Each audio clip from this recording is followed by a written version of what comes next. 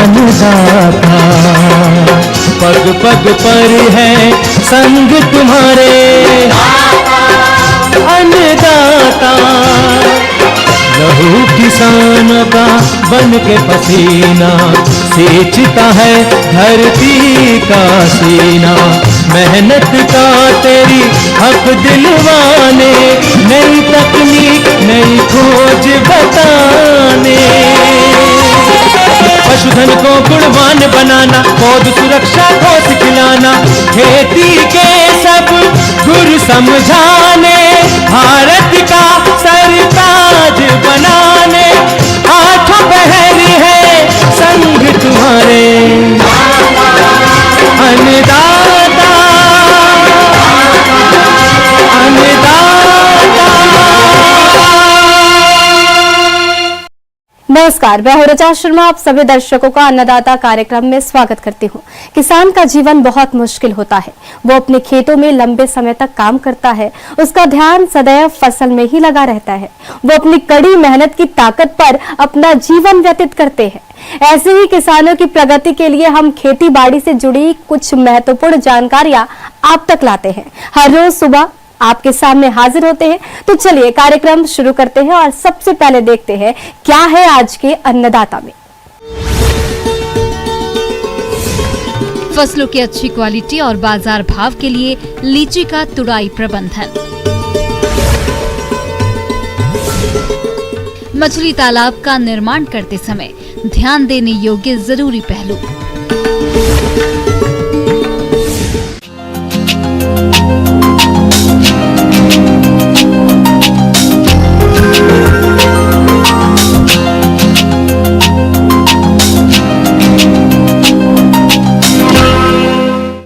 लीची के बागों में फल परिपक्व होने की कगार पर है और किसानों को इससे अधिक लाभ लेने के लिए फलों की तुड़ाई के पहले और बाद में कई पहलुओं पर ध्यान देने की जरूरत है, क्योंकि इस समय की गई थोड़ी सी लापरवाही की वजह से आपको फलों का अच्छा दाम नहीं मिलेगा।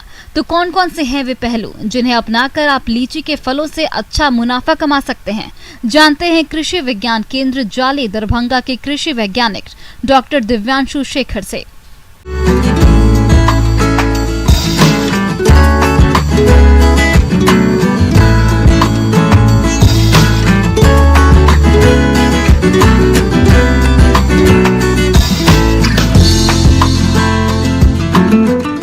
कि सामान्यतया जो है किसान को अधिक उत्पादन और अधिक आय प्राप्ति के लिए यह आवश्यक है कि अपने फसल को सही समय पे उसकी तुड़ाई करें और बाजार की मांग को देखते हुए और फसल के तैयार होने की अवस्था को देखकर इसको तैयार करना चाहिए। सामान्यतया हम लीची का प्रयोग दो रूपों में करते हैं, एक जो हम सीधे फल के रूप में खाते हैं, दूसरा यह है कि हम उसके जूस और स्क्वैश और अदर जो उनके बाई प्रोडक्ट हैं उनको बनाते हैं। तो दोनों के लिए ही बाजार की मांग को देखते हुए हमें उसको अलग अलग अवस्था में उसकी तुड़ाई करनी होती है।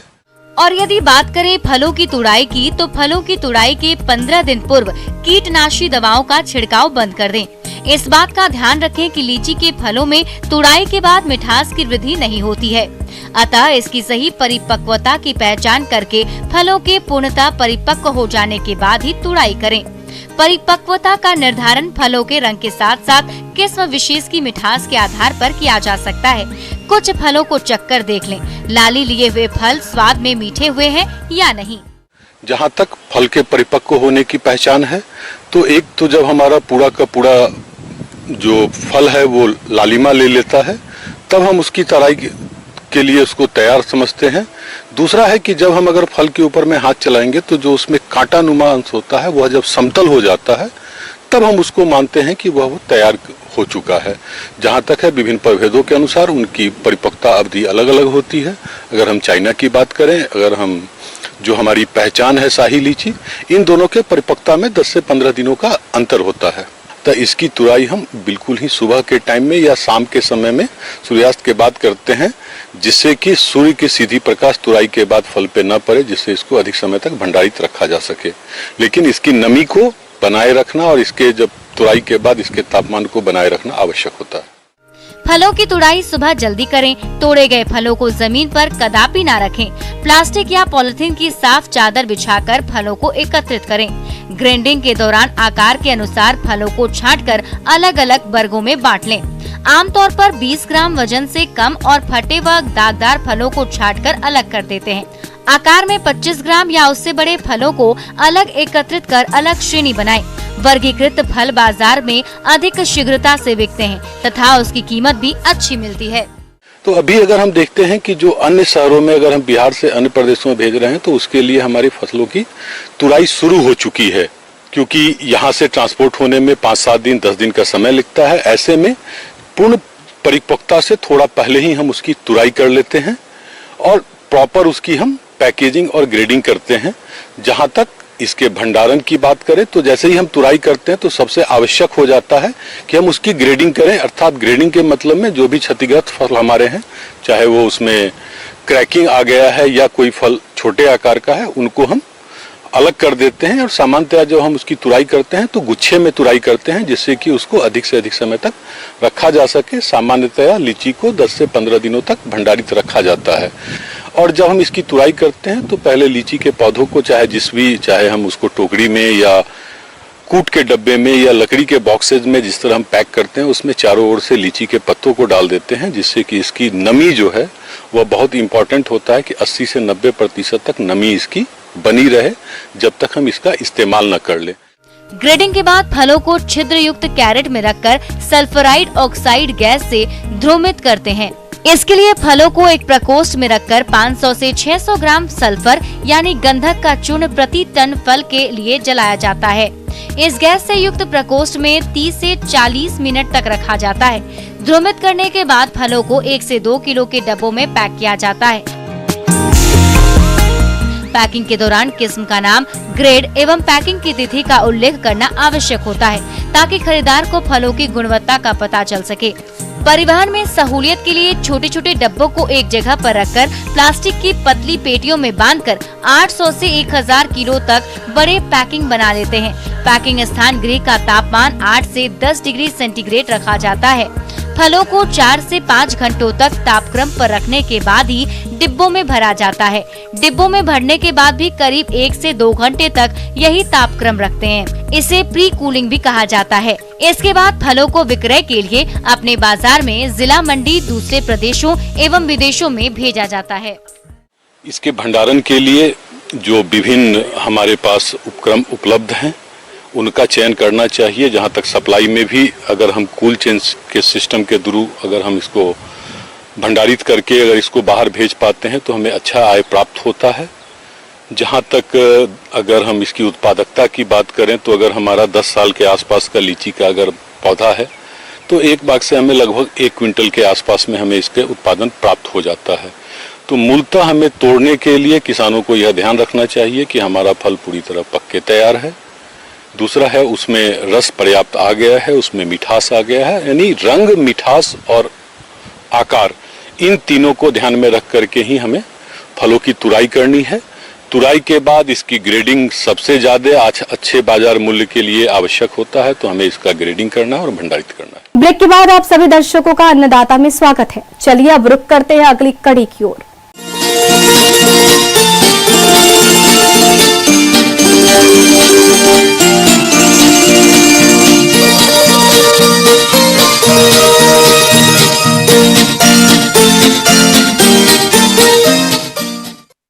वर्तमान में बढ़ती आबादी और घटती जोत से अधिक पैदावार प्राप्त करना किसानों के लिए एक चुनौती बन गया है, जिसका समाधान कृषि के साथ कुछ ऐसे व्यवसायों को अपनाया जाए जो कि कम समय में अधिक उत्पादन दे और जिनका बाजार में मूल्य और मांग अधिक हो। ऐसा ही एक व्यवसाय है मछली पालन, जिसके तहत आज बात कर रहे हैं तालाबों के निर्माण की। तो किसान नए तालाब बनाते समय किन किन बातों पर ध्यान दे, इस बारे में जानकारी दे रही हैं कृषि विज्ञान केंद्र मुजफ्फरपुर की मत्स्य विशेषज्ञ डॉक्टर इप्सिता विश्वास।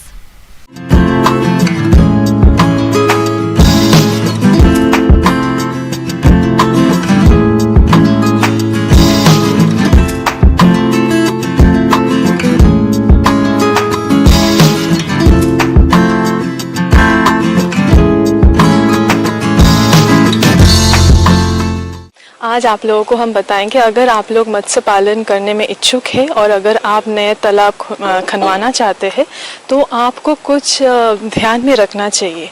वो ये है कि मत्स्य पालन तभी आपका सफलता मिलेगा अगर मछली का तालाब के प्रारूप एवं उसकी रूपरेखा को उसके ऊपर आपको थोड़ा ध्यान रखना है। वो इसीलिए है क्योंकि जब आप मछली पालन करते हैं तो पहले मिट्टी का जांच होना बहुत ही ज़रूरी है। तो इस समय आप क्या कीजिएगा, जब आप तालाब खनवा लेंगे तो 2 बाई 3 फीट का आप एक गड्ढा कर लेंगे तालाब के चारों ओर और एक बीच में एकदम सेंटर पॉइंट में। तो ऐसा गड्ढा बनाने के बाद आप 0.5 मीटर, 1 मीटर, 1.5 मीटर, 2 मीटर के अंतराल में आप गड्ढा खनवा के उसका मिट्टी लेकर आप जांच कीजिएगा। जांच करने के बाद अगर आप देखते हैं कि मिट्टी के पीएच अगर 6 से 7.5 के अंदर है तो वो एकदम पर्याप्त है आपके मछली पालन के लिए। और जो मिट्टी है वो थोड़ा काला भूरा मिट्टी होना चाहिए जिसमें आपका जो दोमट मिट्टी है, क्ले, सिल्ट और आपका रेत मिट्टी, ये तीनों चीज आप में उसमें होना चाहिए। अगर वो आपका जो क्ले है वो 30% होना चाहिए, सिल्ट 30% और जो रेत मिट्टी है वो 40%। उसमें ऑर्गेनिक जो आपका जैविक कार्बन है वो 0.5% तक होना चाहिए। उसमें से जो NPK है तो आप 100 ग्राम के अंतराल में आपको देखना है। अगर जो नाइट्रोजन है वो मिनिमम 50 मिलीग्राम प्रति 100 ग्राम में होना चाहिए। अगर उसमें फॉस्फोरस है वो 6 मिलीग्राम प्रति 100 ग्राम में और पोटेशियम तो वो लगभग 60 मिलीग्राम प्रति 100 ग्राम में होना चाहिए। तो ये कुछ चीजों को आप थोड़ा ध्यान रखिएगा। इसी के तहत पहला पहलू आता है स्थान का चयन। तालाब निर्माण के लिए स्थान का चयन करना एक महत्वपूर्ण पहलू है क्योंकि योजना की सफलता तालाब निर्माण के लिए स्थान के चयन पर ही निर्भर करती है। तालाब के लिए स्थान का चयन करते समय जल स्रोत, मिट्टी की गुणवत्ता, सुलभ संपर्क मार्ग, बाढ़ से खतरा, निर्माण की आर्थिकी आदि जैसे बिंदुओं पर ध्यान देना अति आवश्यक होता है। वो पहले आप एक बार ईस्ट वेस्ट डायरेक्शन यानी पूर्व पश्चिम दिशा में आपको एक जगह नीचे तली जमीन को चूज करना है और ऐसे चूज करना है जो कि हमेशा दोमट या चिकनी मिट्टी। तो अगर इस टाइप का अगर मिट्टी है तो उससे क्या होता है, जो पानी है वो नीचे तली मतलब पोखर में रहेगा और आपके वाटर सीपेज कम होगा तो तालाब में आपका हमेशा पानी भरा रहेगा। और साथ ही साथ पानी के निकासी के लिए और प्रवेश के लिए द्वार हमेशा रखना चाहिए। तो 2 तरीके का आप तालाब यूज कर सकते हैं। जो भी आपके पास साधन है आप वही उसी में इस्तेमाल कीजिए। मछली तालाब अगर आप पहले शुरू करना चाहते हैं तो 3 तरीके का तालाब ज्यादातर देखा जाता है। तालाब 3 प्रकार के होते हैं जिसमें पहला है नर्सरी तालाब। नर्सरी तालाब छोटे तथा मौसमी होते हैं। इन नर्सरी तालाबों में 0 आकार से पौने आकार की मछलियों के बीजों का पालन किया जाता है। सामान्यतः इन तालाबों का आकार 0.1 से लेकर 0.4 हेक्टेयर और उनकी गहराई 1.0 से 1.5 मीटर तक की होती है ताकि तालाब में मछलियों के बीजों का पालन बड़ी सहजता से किया जा सके। दूसरा है पालन या रेयरिंग तालाब। इन तालाबों में छोटी मछलियों फ्राई का परिपालन और संवर्धन किया जाता है। ऐसे तालाबों में अंगुलिकाएं फिंगरलिंग तैयार की जाती है। इन रेयरिंग तालाबों का आकार 0.4 से 0.1 हेक्टेयर तथा गहराई 1.5 से 2.0 मीटर होती है। इन्हीं में तीसरा है संचयन या स्टॉकिंग तालाब। मछली पालन वाले तालाब आकार में बड़े होते हैं। ऐसे तालाबों का आकार और क्षेत्रफल 0.5 से 2.0 हेक्टेयर और गहराई 2.0 से 2.5 मीटर तक होता है तथा इन तालाबों में मछलियों का पालन उस समय तक किया जाता है जब तक कि वो पुष्ट या खाने योग्य न हो जाए। तो ये 3 तरीके का जो तालाब है, पहले जो नर्सरी तालाब के बारे में जो हम बात कर रहे थे, वहाँ पर हम छोटे मछली जब प्रजनन के बाद जब मछली का अंडा प्रस्फुट होता है उसके 3-4 दिन के बाद उसको हम लोग स्पॉन कहलाते हैं। तो उसी स्पॉन को अगर हम लोग डालते हैं नर्सरी तालाब में तो 15 से 20 दिन में वो मछली आपका बन जाता है लगभग 2 से 3 सेंटीमीटर के लंबाई में। तो उस तरीके का तालाब आपका छोटे आकार में होना चाहिए। उसके बाद जब वो फ्राई के, जैसे हम बोले थे कि नर्सरी तालाब स्पॉन हम डाल रहे हैं फ्राई में परिणत करने के लिए, जब वो मछली फ्राई बन गया है तो उसको 15 से 20 सेंटीमीटर तक अंगुलिका के लिए हम लोग रियरिंग यानी पोषण पालन तालाब में हम लोग डायरेक्ट डाल देंगे। और ये पालन करने में आपको लगभग 1 से 2 महीना लग जाएगा। तो उसके बाद आप वही मछली को, जो कि अंगुलिका है, उसको हम डाल देंगे संचयन तालाब में यानी ग्रो आउट तालाब में।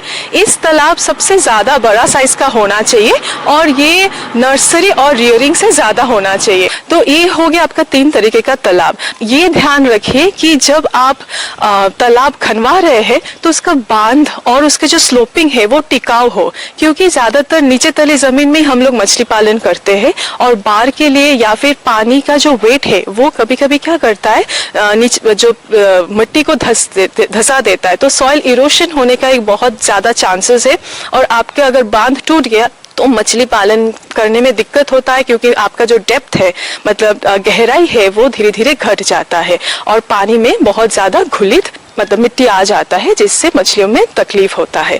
और ये ध्यान रखिए जब आप तालाब मतलब मछली पालन करते, तो एक तो हो गया आप कहाँ पर मछली पालन करेंगे और किस तरीके का आपको मिट्टी देखना है, और साथ ही साथ आपको ये भी देखना है कि मार्केट में डिमांड क्या है। जैसे कि देखा गया है अभी ज्यादातर जो किसान है वो हम लोग कार्प मछली यानी रोहू, कतला, नैनी, साथ ही साथ पंगास, फिर महाझींगा, ये सब मछली हम लोग पालन कर रहे हैं। तो आपको पहले देखना पड़ेगा मार्केट में एक बार जाकर कि आपके आसपास के बाजार में सबसे ज्यादा और महंगा मछली कौन सा बिकता है। तो वो इस पर्यावरण में मछली पालन आप कर सकते हैं कि नहीं, तभी उस मछली को आप चिन्हित कीजिए और उसको आप पालन के लिए प्रयास कीजिए। ब्रेक के बाद एक बार फिर से आप सभी दर्शकों का अन्नदाता कार्यक्रम में स्वागत है। बढ़ते हैं अगली प्रस्तुति की ओर।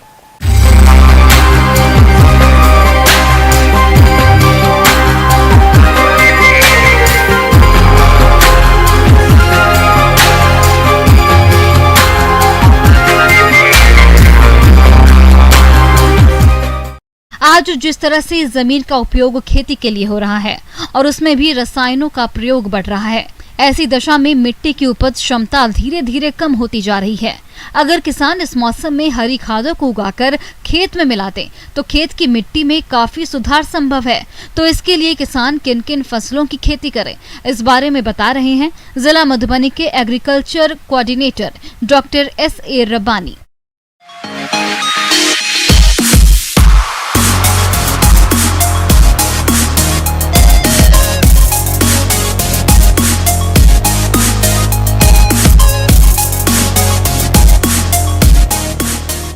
हरी खाद है क्या? हरी खाद जो है कि कुछ जो हमारे जो लहनी फसल है जिसका हमने बताया, उसको हम लोग जो है खेतों में लगा के इसको फिर हम खेत में ही जो है जब कुछ बड़ा हो जाता है तो हम उसको खेत में ही पलट देते हैं और उससे जो खाद तैयार होता है उसको हम हरी खाद कहते हैं।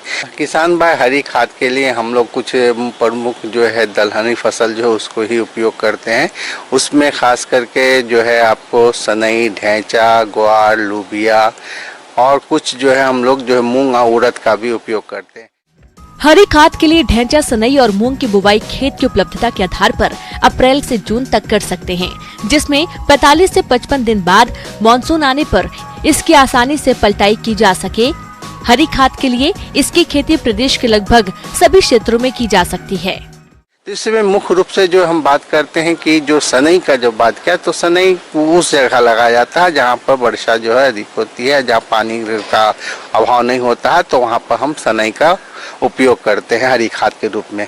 लेकिन ढैंचा जो है जहाँ पर हमारी वर्षा कम होती है, जहाँ हमारा सूखा का प्रकोप होता है, वहाँ पर जो अगर हम ढैंचा का प्रयोग करते हैं तो हम जो है ढैंचा को लगा के हमारी खाद तैयार करते हैं। और वैसे ग्वार जो है, ग्वार का जो हम लोग जो है जैसे बलुई भूमि में जो है हम लोग जहाँ उपयोग होता है, जहाँ बलुई भूमि हो वहाँ ग्वार लगा के भी हम लोग हरी खाद तैयार करते हैं।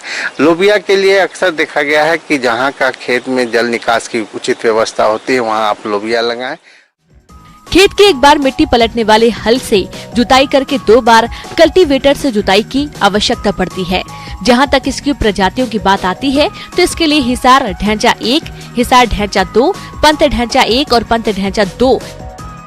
सनई के लिए उन्नत प्रजातियों में K12 और SJ 67.42 तथा मूंग की उन्नत किस्में SML 67 आदि प्रजातियों का चयन कर बुवाई के लिए ढैंचा का बीज 30 से 40 किलोग्राम प्रति हेक्टेयर, सनई का बीज 75 से 80 किलोग्राम प्रति हेक्टेयर की दर से आवश्यकता पड़ती है और मूंग का बीज 35 से 40 किलोग्राम प्रति हेक्टेयर के हिसाब से प्रयोग करें। और मूंग और उड़द जो है ये आपको ग्रीष्मकालीन जो आपका फसल है, जो कि हम गर्मा फसल में भी उपयोग करते हैं, इसका हम जो है मार्च अप्रैल में जो है मार्च में हम बुआई कर देते हैं और एक फली तोड़ने के बाद हम इसको पूरे पौधा को जो है हम इसको खेत में गजार देते हैं या उसको मिट्टी पलटने वाले हल से जो है मिट्टी में मिला देते हैं, तो भी हरी खाद का काम करता है। और इस ढैंचा जो है उसको लगाने के लिए हम लोग जो है प्रति हेक्टेयर जो है आपको 20 से 25 केजी बीज की आवश्यकता होती है। और इसके लिए जब जैसे ही हमारा जो गेहूं का भी कटाई हो जाएगा तो इसको अप्रैल महीना में आप इसको जो छिटकवा विधि से खेत में हल्की जुताई करके इसको डाल दें।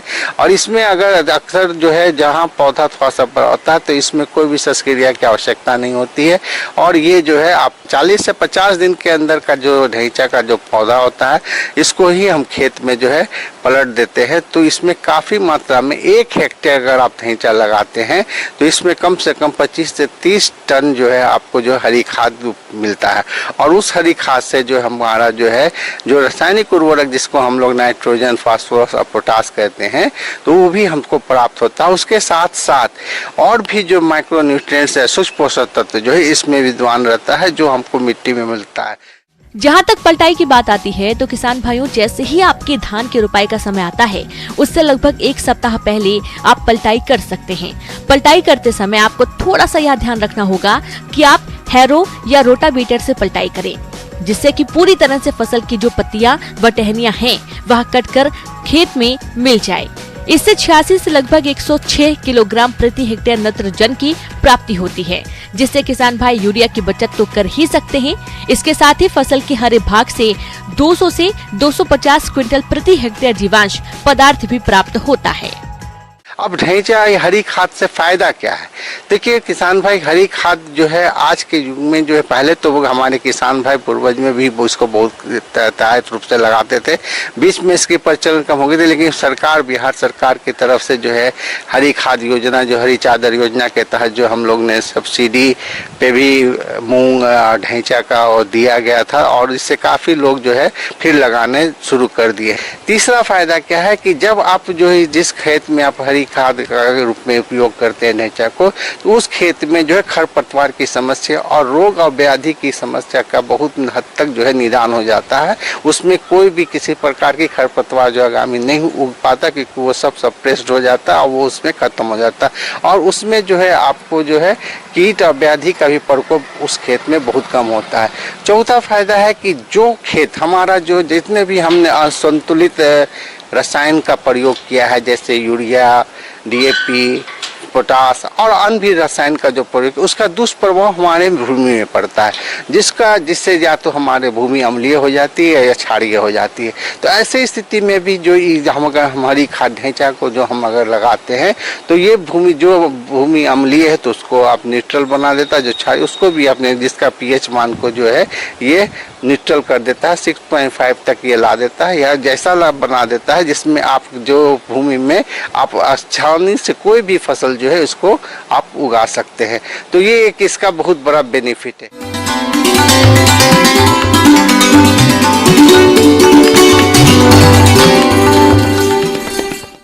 अन्नदाता हेल्पलाइन निःशुल्क फोन संपर्क सेवा के माध्यम से आपके द्वारा पूछे गए प्रश्नों में से 1 या 2 महत्वपूर्ण प्रश्न को हम अपने कार्यक्रम में शामिल करते हैं। इसी के तहत आज का चयनित प्रश्न और उसका जवाब इस प्रकार है। आज के अन्नदाता हेल्पलाइन में जिस प्रश्न को कार्यक्रम में शामिल किया गया है उसे पूछा है गांव बिशनपुर, जिला बांका के किसान मोहन कुमार ने।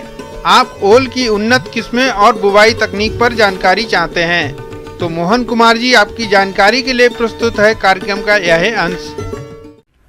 किसान भाइयों, आज मैं आपको जिमीकंद की खेती की तैयारी कैसे करें इसके बारे में मैं आपको बताने जा रहा हूँ। आपको पता है कि जिमीकंद जो होता है ये ज़मीन के अंदर होता है और वही मेरा बीज के रूप में यूज़ होता है। दूसरी चीज़ें हैं कि इसमें कई तरह के रोग लगते हैं, तो इन सबों से बचने के लिए आपको चाहिए चयन करना चाहिए कि कौन कौन सा प्रभेद है।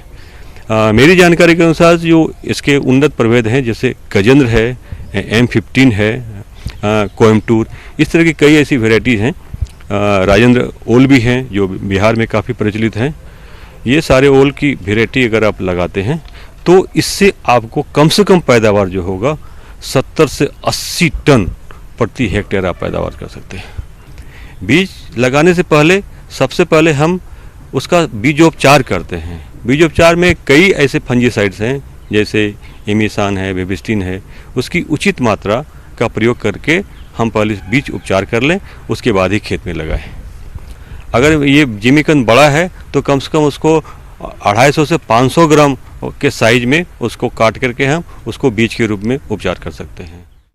ओल का प्रवर्धन वानस्पतिक विधि द्वारा किया जाता है, जिसके लिए पूर्ण कंद या फिर कंद को काटकर लगाया जाता है। यदि कंद का आकार बड़ा हो तो उससे 250 से 500 ग्राम के टुकड़े में काटकर बुआई करें, परंतु कंद को काटते वक्त इस बात का ध्यान रखें कि प्रत्येक टुकड़े में कम से कम कालर यानी कि कलिका का कुछ भाग अवश्य रहे।